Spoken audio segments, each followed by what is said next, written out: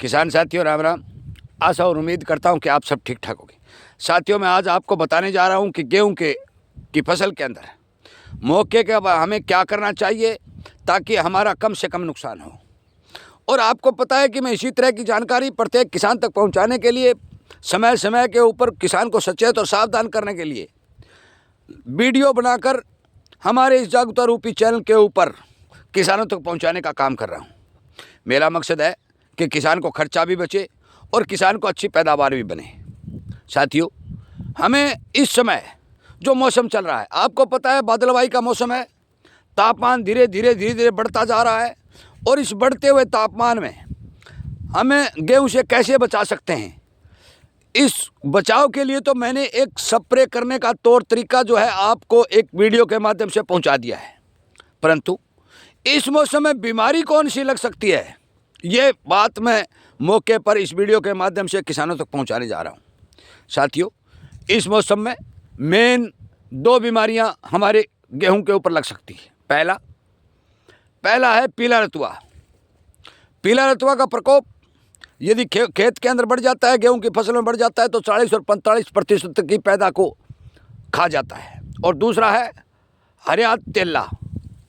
हरा तेला यदि खेत में देखा जाता है तो जो ही बालों के अंदर रस बनता है वो चूस लेता है और किसान को जो पैदावार मिल रही है, दाना मोटा होना है, वजन ज़्यादा बढ़ना है, उसको सुकड़ करके पतला बना देता है, छोटा बना देता है और 10 और 12% का नुकसान हरा तेला किसान की फसल में कर देता है, गेहूं की फसल में कर देता है।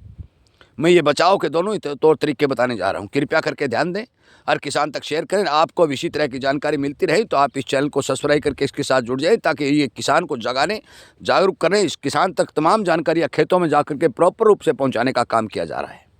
साथियों वैसे तो मैं रास्ते के ऊपर हूँ और रास्ते के ऊपर अंदर तो घुसूँगा तो मान के चलो कि पौधे भी खराब होंगे, टूटेंगे भी, परंतु इसी के हिसाब से मैं बता देना चाहता हूँ, इस पौधे के ऊपर बैठ के आपको समझाना चाहता हूँ कि ये जो बाल होती है, ये जो बाल होती है, ये सीध में आएगा। ये जो मैंने हाथ से बाल पकड़ रखी है, ये रही। इस बाल की मक्खियों के अंदर आपको धीरे से ध्यान से देखना है। यदि आप इसके अंदर देखेंगे तो क्या होगा कि आपको हरा हरा सा छोटा छोटा जीव दिखाई देगा, बिल्कुल हरा। और वो इस जो हमारी मक्खी जो बनती है गेहूं की, उसके साथ चिपका हुआ दिखाई देगा।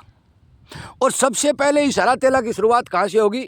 जहाँ कोई पेड़ खड़ा है या कोई कूट है तो ज़्यादातर ये पेड़ के नीचे से शुरुआत करेगा और ये गेहूं के इन माखियों के अंदर से यहाँ से चिपका हुआ दिखाई दे। उस समय आप देख लें कि आपके खेत के अंदर हरा तेला का प्रकोप बढ़ना शुरू हो चुका है। और हरा तेला का प्रकोप रोकने के लिए आपको कोई ज़्यादा खर्चा करने की जरूरत नहीं है।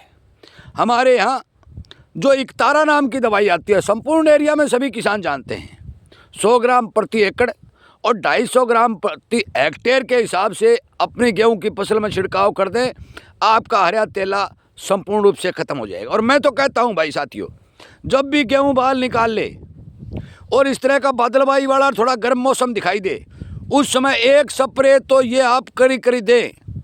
क्योंकि आपको यदि, मुझे पता है कि हर साल गेहूं के अंदर हरा तेला आता है और किसान स्प्रे नहीं करता है, जिसके कारण नुकसान होता है। कहते हैं कि हरा तेला गेहूं में नुकसान है। भाई गेहूं के पत्तों के ऊपर कभी भी हरा तेला नहीं चिपकता, कभी भी गेहूं के पत्तों को हरा तेला नहीं खाता और कोई बीमारी नहीं खाती, परंतु बाल के अंदर जो मक्खी होती है उसके अंदर हरा तेला पनपता है। ये 100% मैं विश्वास के साथ कहता हूँ। अगली बात पीला रतुआ की करते हैं। साथियों ये जो पत्ते होते हैं, ये जो चौड़े पत्ते होते हैं, ये वाले इन पत्तों के ऊपर ध्यान से देखते रहें। यदि आपके खेत में चौड़े वाला पत्ता है और उसके ऊपर पीली पीली धारियां बनी हुई हैं और पत्ता पीला होता जा रहा है, तो मान के चलो कि बाल निकालते समय बता रहा हूँ, जब बाल निकाल रही होगी गेहूँ उस समय बता रहा हूँ, तो मान के चलो आपके खेत में पीला रतुआ का प्रकोप शुरू हो चुका है। और ये प्रकोप क्या होता है कि पीला रतुआ एक ऐसी बीमारी है कि यदि उसे मौसम बादलवाई का मिल जाए, नमी वाला मिल जाए, अनुकूल वातावरण मिल जाए, तो 3-4 दिन में पूरी खेत को ही कवर कर लेगी, भारी भरकम नुकसान कर देगी। और जिस पत्ते के ऊपर एक बार पीला रतुआ आ गया भाई, उस पत्ते को दोबारा से ठीक नहीं किया जा सकता। एक बात। दूसरी बात कि जब गेहूँ बलियाँ निकालने शुरू हो जाती है तो फिर नए पत्ते नहीं निकालती। नए पत्ते नहीं निकालेगी और पुराने पत्तों को पीड़ातवा खा जाएगा तो मान के चलो कि आपके बाल को भोजन कौन बना के देगा? रसोइया। पत्ता जो है पौधे का रसोइया है।